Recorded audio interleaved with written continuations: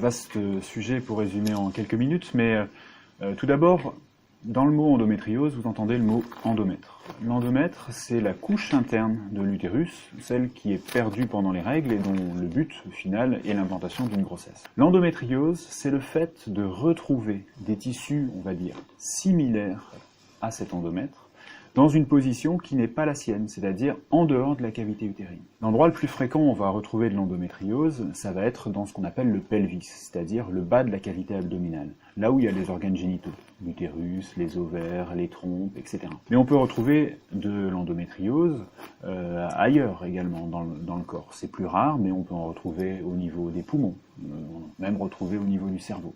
Cet endomètre, ou ce tissu similaire à l'endomètre, qui est dans cette position anormale, va être responsable d'une réaction du corps qui va essayer de l'éliminer, former des adhérences, des choses comme ça, et va être responsable des symptômes de la maladie, qui vont être des douleurs et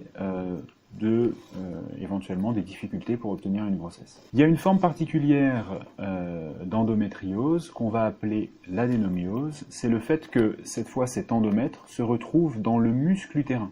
Normalement, le muscle utérin qui s'appelle le myomètre, il entoure justement cet endomètre, et il peut être colonisé par cet endomètre, et ça va être responsable de symptômes un petit peu particuliers également.